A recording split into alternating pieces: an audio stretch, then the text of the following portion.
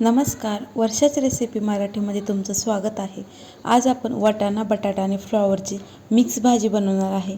तुम्ही ह्या पद्धतीने एकदा भाजी बनवून बघा, दुसरी कोणतीच भाजी करण्याची गरज नाही पडणार। चपाती, भाकरी, भातासोबत एकदम छान लागते। इथं पाव किलो फ्लॉवर घेतलाय मी, 1 वाटी वाटाणा घेतलाय। हा फ्रेश वाटाणा आहे। आता एक बटाटे साल काढून मोठे फोडी करून घेतलेले आहे। आता हे स्वच्छ धुवून घ्यायचे आपल्याला। फ्लॉवरमध्ये यामध्ये जे काही माती बिती असेल ते स्वच्छ होऊन जाते। आता 2 पाण्याने मी चांगले स्वच्छ धुवून घेतले। कुकरमध्ये अर्धा ग्लास पाणी गरम करून घेतले। यामध्येच बटाटा फ्लॉवर घालायचं आहे। वाटाणे नाही घातले तरी सुद्धा चालेल। यामध्येच आपल्याला हळद पावडर आणि चवीनुसार थोडं मीठ घालायचं आहे। आता हे चांगलं मिक्स करून घेऊ आणि आपण झाकण लावून एक शिट्टी करून घ्यायची आहे। खूप जास्त शिजू द्यायचं नाही आहे, थोडंसं वाफवून घ्यायचं आहे। आता त्यासाठी एक वाटण करून घ्यायचं आहे। खोबरं, आलं, लसूण, कोथिंबीर आणि भाजलेले शेंगदाणे हे थोडंसं पाणी घालून वाटून घ्यायचे। आता बटाटा फ्लॉवर चांगले वाफवले आहे। आता मी फोडणी करून घेणार आहे। इथं कढई गरम करून घेतली, 2 चमचे तेल घालायचं आहे। तेल चांगलं गरम होऊ द्यायचं आहे।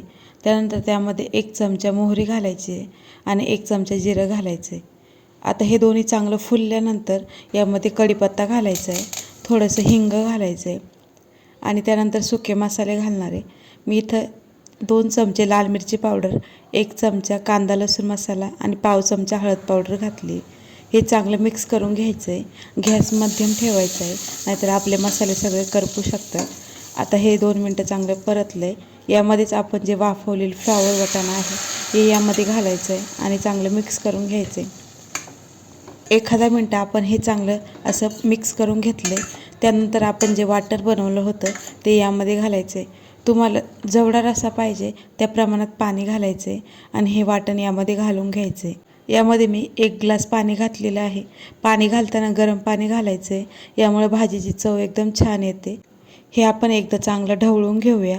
आता एकदम कमी गॅस करायचा आहे आणि आपल्याला 5 मिनटं ही भाजी चांगली शिजवून घ्यायची आहे। आता सगळ्यात शेवटी आपण यामध्ये चवीनुसार मीठ घालूया आणि झाकण ठेवून 5 मिनटं भाजी शिजवून घेऊया। आधीच फ्लॉवर आणि बटाटा आपण वाफवून घेतला होता, त्यामुळे खूप जास्त वेळ लागणार नाही शिजायला। आता 5 मिनटानंतर बघू शकता भाजी आपली बनून तयार झाली। यावरती बारीक चिरलेली कोथिंबीर घालायची आणि आपली ही वाटाणा बटाटा फ्लॉवरची मिक्स भाजी बनवून तयार झालेली आहे। रात्रीच्या किंवा दुपारच्या जेवणामध्ये तुम्ही भाकरी किंवा चपातीसोबत ही भाजी बनवू शकता। एकदम टेस्टी लागते खायला।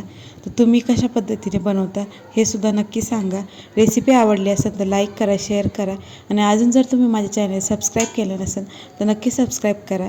त्यामुळे मी ज्या नवीन रेसिपी टाकते त्या तुम्हाला बघता येतील। चला तर मग पुन्हा भेटू नवीन रेसिपीसोबत। तोपर्यंत बाय।